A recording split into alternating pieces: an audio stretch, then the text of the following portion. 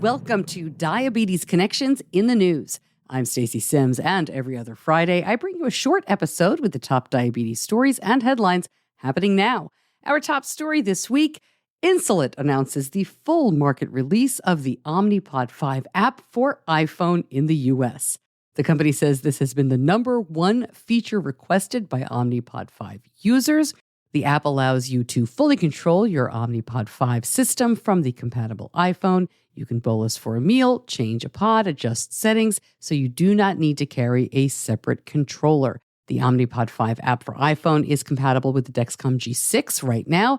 It is expected to be compatible with the Dexcom G7 sometime in 2025. The Omnipod 5 app for Android phones is also available in the US. The FDA says it's okay to keep on your Freestyle Libre 2 and 3 for procedures like X-rays, CT scans, and MRIs. Abbott says that makes its systems the first and only patient-applied CGM sensors approved for these screenings. The company says it rigorously tested the Libre 2 and 3 to ensure they remain effective after radiologic procedures. This FDA clearance comes with no changes made to the sensors. Tidepool announces a new data integration with Abbott for the company's Freestyle Libre CGMs. This will deliver cloud-to-cloud integration for an automatic stream of data from patients using the Abbott CGMs in the U.S. Tidepool Plus is a diabetes data platform. It provides tracking and visualization of diabetes data to make the data informative and actionable for clinicians, people with diabetes, and caregivers.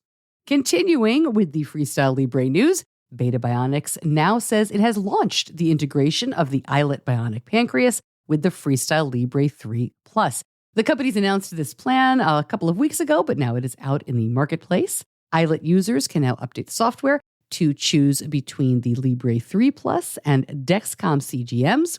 You may recall that the Freestyle Libre 2 Plus is compatible with the Tandem t:slim X2, and it is also compatible with the Omnipod 5 in Europe.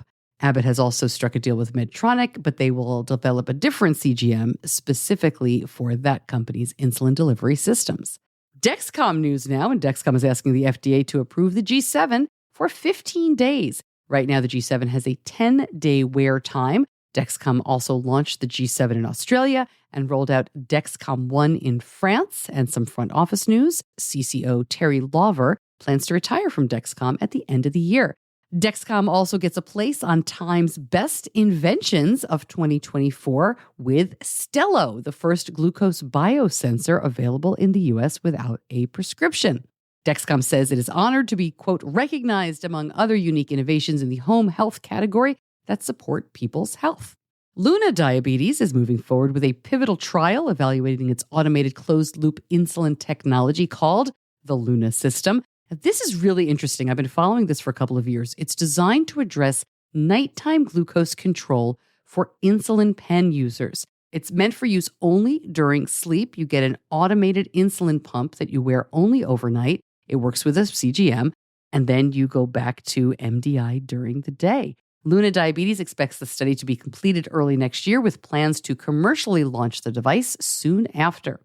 Researchers are urging caution when prescribing off-label glucose-lowering drugs to individuals with type 1 while acknowledging that doctors keep prescribing them because they seem to work so well.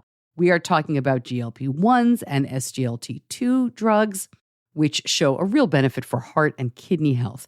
Now, SGLT2 inhibitors carry a significant risk of DKA, but with normal blood sugars. Due to this risk, they were removed for type 1 use in Europe, and the FDA has not approved them here. But the data suggests clinicians are still prescribing these treatments to manage heart and kidney complications in type 1 patients.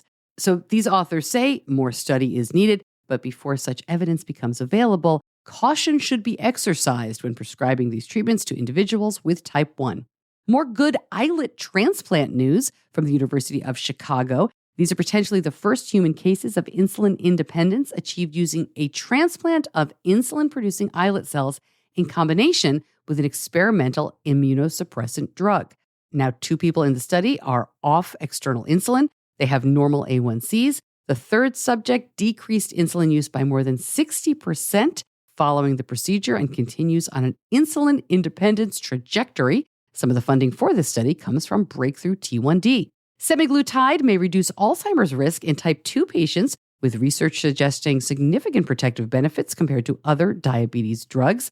This is published in the Journal of the Alzheimer's Association, and the effect was observed consistently across various subgroups, including differences in obesity status, gender, and age. Semaglutide is the active component in Wegovy and Ozempic. About 120,000 Americans die from Alzheimer's disease every year. It's the 7th leading cause of death nationwide. Right back to the news in just a minute, but first, Diabetes Connections is brought to you by Edgepark. Edgepark's variety of automated insulin delivery systems from top brands such as Medtronic and Tandem make managing your blood sugar easier. Plus, Edgepark accepts most insurance plans and handles the paperwork so you can focus on other important things. Go to diabetes-connections.com and click on the Edgepark logo to learn more about Edgepark's insulin pumps, supplies, and CGM devices. Back to the news, and Apple's non-invasive blood glucose monitoring rumors are back, but this sounds just like software, no watch or hardware. According to the report, Apple doesn't currently have plans to release a standalone app, but may integrate the technology into its future health products. The app could reportedly show consumers how certain foods impact their blood sugar levels based on measurements taken by existing blood sugar monitoring devices. One report says Apple is exploring uses for blood sugar data and what tools they can create for consumers as a result.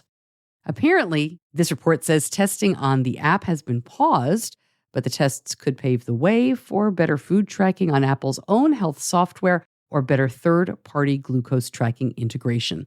And finally, it is Diabetes Awareness Month.